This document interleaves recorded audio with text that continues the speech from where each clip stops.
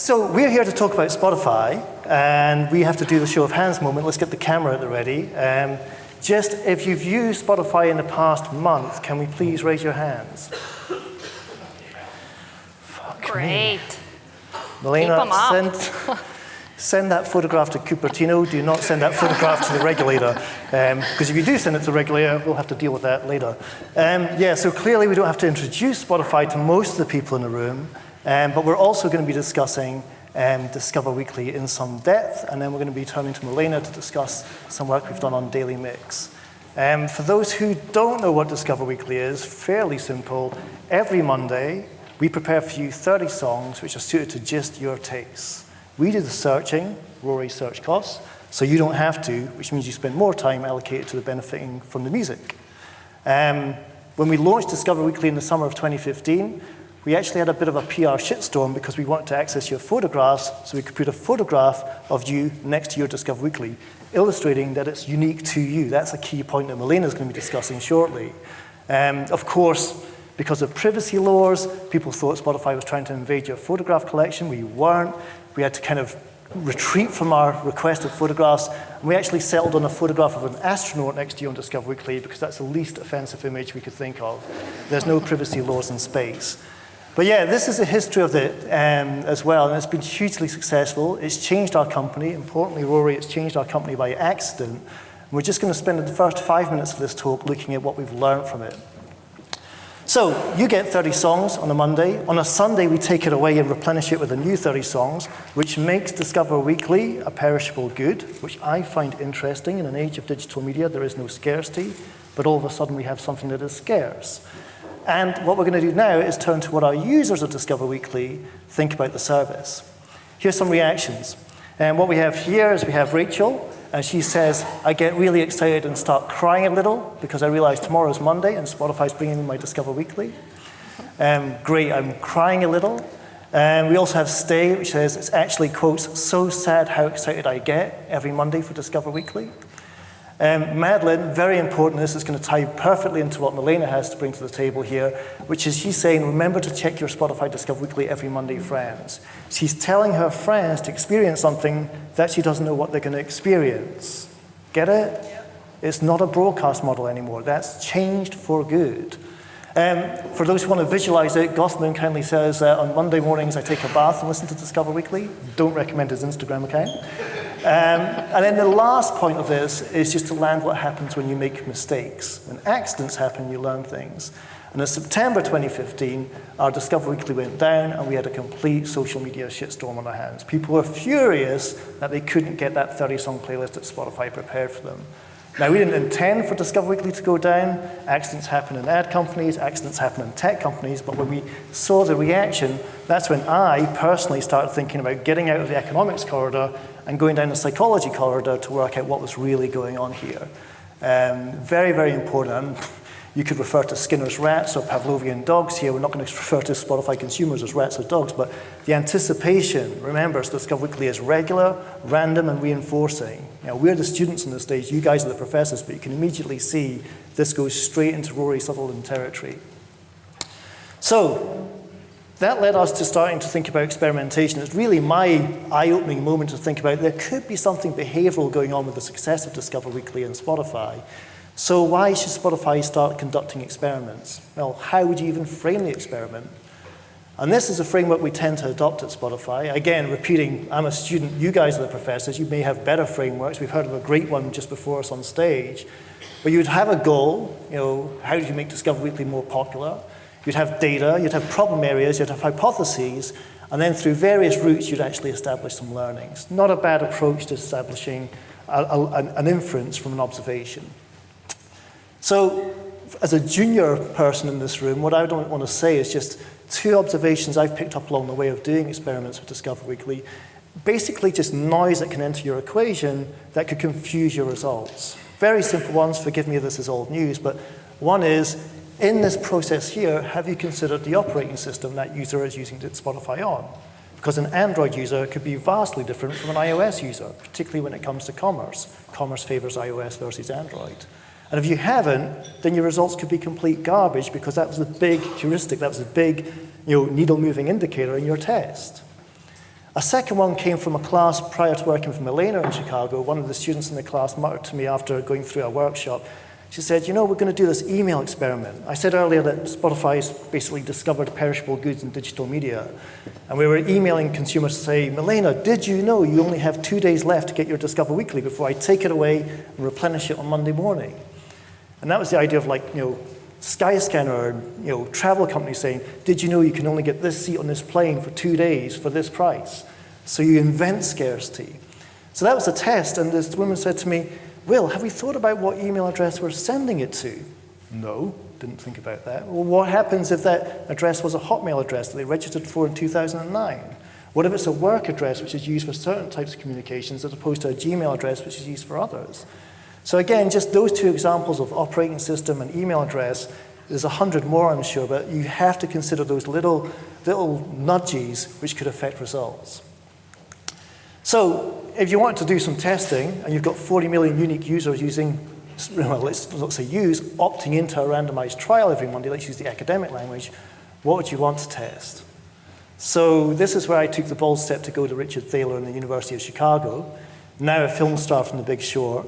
This is where I first met him. This is me with Richard at the London campus of the University of Chicago with a picture of the University of Chicago behind. And from experience, that's probably the safest way to visit the University of Chicago because getting out there is pretty scary. But yeah, to recall this famous story, I sat down with Richard Thaler and I said to him, we're trying to understand why is Discover Weekly so successful? And he responded like this. He said, so let me understand what we've done so far, Will. You've tried Throwback Thursday playlists and they've failed. Harsh but fair, they didn't take off. And you've tried Feel Good Friday playlists and that's bombed too. I wouldn't want to say bombed, but nobody's really listening to them. But you're telling me you've tried Discover Weekly on a Monday and you're saying 40 million people are opting into this randomized trial every Monday and they keep on coming back. Yes. He said, do you know why? I said, no, that's why I've come to Chicago to ask you, why has this worked so well? And he said, it's obvious. And he does those things that academics love to do. Pulling papers off the shelf. He said, you need to read this, you need to read this, you need to read this. He said, it's because you did it on a Monday. Mondays are where people are most receptive to doing new things compared to every other day in the week. Mondays is when gym membership is promoted. Golden rule gym membership, always promoted on a Monday. Tuesday, wine bar, but Monday you join the gym. And I never thought about that. So that's what I want to kind of hand over to Milena, which is to start thinking through accidents happen. We didn't expect Discover Weekly to fail. It did, and we learned a lot from it. And biases happen. None of our hundreds, thousands of data scientists at Spotify were looking at the day of the week. They're looking at skips, saves, dwell time. But for Richard, the answer was staring us in the face. It's because you picked the Monday. What else matters, Milena? Yeah, great. So as Will just explained, habits really matter. And what we heard a little bit earlier from the expert, in fact, there's no privacy issues with this photo because I asked the man himself.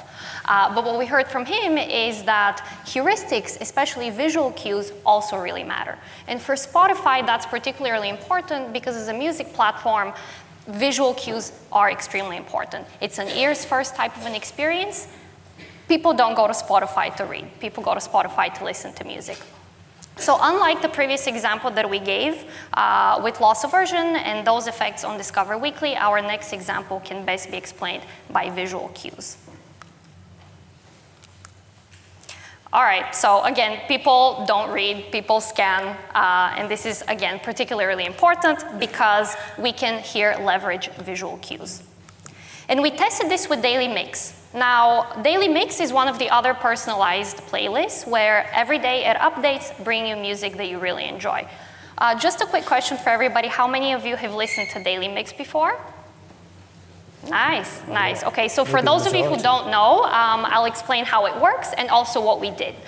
So in essence, new users come to Spotify, they pick their favorite artists, and we respond with album covers and also numbered mixes. But what we realized is that the cover could be a very powerful visual cue. It could communicate a lot of information in just one tiny bit.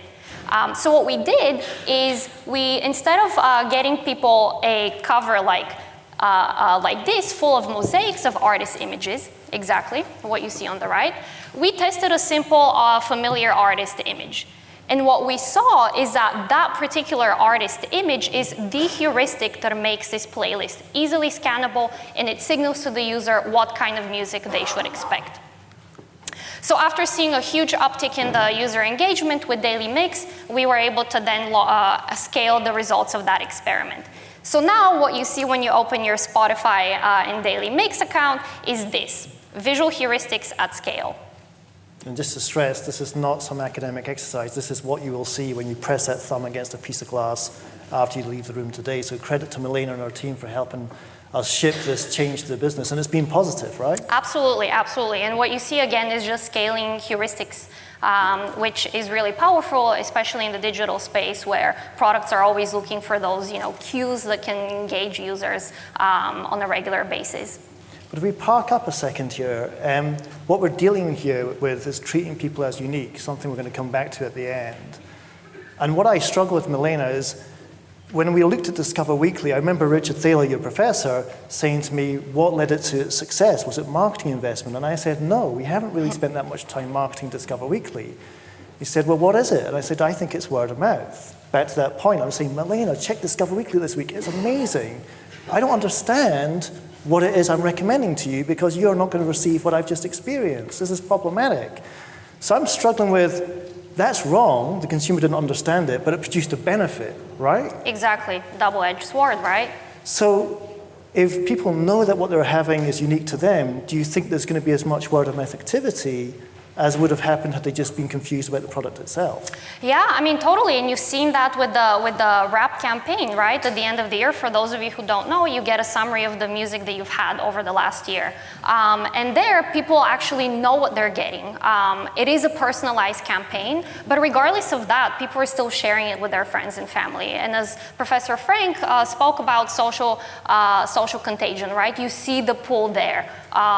People are just social creatures. We want to share things that we really enjoy with our friends and family, regardless of the fact if it's a personalized experience. Which I think highlights what Rory said to us yesterday, and it's just been ringing in my head all night, which is, on one side, great, people don't understand Discover Weekly, they recommend it to their friends, and the playlist goes bananas. On the other side, perhaps they understand it is unique to them and they don't recommend it to their friends. But what Spotify Rap did was scale the unscalable, which is everybody's sharing what they have experienced as a unique treatment. And Rory said this wonderful thing yesterday, which is the opposite of a good idea can also be another good idea. So what we're learning here is when people are treated as unique, they can share that uniqueness. You can scale the unscalable experience. Exactly. So we want to just kind of bring the presentation into its finale here of just looking at context. Context is going to matter. Discover Weekly is just one part of our puzzle, as is Daily Mix. Spotify is just one part of the music puzzle. Music is just one part of the attention puzzle. And it's really important that we kind of move away from what we've learned about biases, what we've learned about accidents, what we've learned about heuristics, but get more context into it. Going back to that personalization thing, what do you think is going to happen between social and personal music? Yeah, absolutely. So for a long time, we thought that music can either be personal or social, and you can't have the two.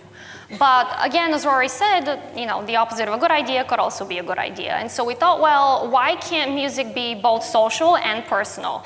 And you see that. You see that with one of the new products that you guys have launched, which is the Duo. This is essentially a product that allows people to listen to music with others at just a click of a button. But again, this is all under the assumption that for a long time we've been discovering music just by a press of a thumb on a glass screen. So the next natural thing to ask is, well, what if that changes over time? What if we're no longer using our fingers, but we're using our voice? And with this, I also have to stress, it does remind me of going back to Discover Weekly in 2015, a lesson that we learned. We have our customer support team based in Cambridge. Don't ask me why, but that's where they are. And I remember going up there around about September, October 2015 to hear the feedback on Discover Weekly. This gap that you highlight between social and personal, can it be either or? It was interesting because what we kept on getting phone calls from in Discover Weekly was, why is frozen in my Discover Weekly? And we would say, do you have daughters? 3 of them. Do you want family plan? I'll take it right away. And you had customization driving commerce and commerce driving customization. By accident, that wasn't an intention by Spotify, but one drove the other. And what Duo is going to be interesting is, do people want to share their music experience, or do they want to have their own walled garden where my music is for my time? Exactly. And the really important thing here is that, again, you want to go into that context and understand the needs of the users. And Duo just does an amazing job of, serving that need. Grand. So, like I say, from pressing your thumb against a piece of glass, where does our model go next? And I think what we also have to very quickly consider here is, pivoting from heuristic and hands-free experiments to that of voice. A lot can be said on voice. Spotify can say a lot on voice, but I'm going to pivot myself and take a look at the gaming industry. One of my mentors, and for people who are in gaming here, you'll know him, is Chris Deering, godfather of the Sony PlayStation. And recently he told me this fantastic lesson about what voice is going to do to their business. I mean, let's just remember, digital music is roughly a $10 billion business, and it's obsessed about losing money ever since Napster. Gaming is a $100 billion business, so 10x that of music. And as Chris Deering pointed out, they've never once focused on making money. There's a lesson in that. But what Chris said is, not only have we never focused about making money, we've always focused at adapting to new technologies, from consoles to mobile phones and beyond. And he said, pretty soon, the gaming industry, which is worth 10x that of music, he always likes to remark 7 billion people on the planet, 3 billion play games, is going to have to adapt to hands-free gaming thanks to voice technology. And I just sow that seed about, if we brought the gaming industry to Nudgestock next year, I'm sure that's what they're going to be working on as well. But yeah, it's just very important in the context of what we're all discussing here. Everything we've done to date is about people pressing that thumb against a piece of glass. Going forward, next year's bestseller is already out of date because this is going to transform everything. Very interesting to see Amazon doing a lot of work just now on why children get upset when adults shout at Alexa. Why is that? Don't shout at her, Mummy. I don't understand my message. As well. So there's a lot going to be happening in that space. Then the last point for us is just to hammer this point home, which is, where is it all going? This is about legacy. For 70 plus years, we've had this model. Milena, did you listen to the Chris Evans breakfast show this morning? Wasn't it amazing? The broadcast model, where we all share common experiences. The watercolor effect. Whereas what we've now moved to is this model, where there's many one-to-one relationships happening. All of these people around this diagram have their own unique Discover Weekly, their own unique daily mix, their own unique news feed on Facebook, which is interesting as well. So how do you adapt to that? And just, hearing the presentations today, some great ones this morning, I think what's great about Nudgestock is that's not going to be easy. Letting go of 70 years of legacy is not going to be easy. But I think what Spotify is doing, what Ogilvy are doing, and so many companies represented here, is trying to get into this, because this is clearly where it's going to go next. So with that, we want to thank you all for the invitation to come to Nudgestock, and thank you all very much for your time.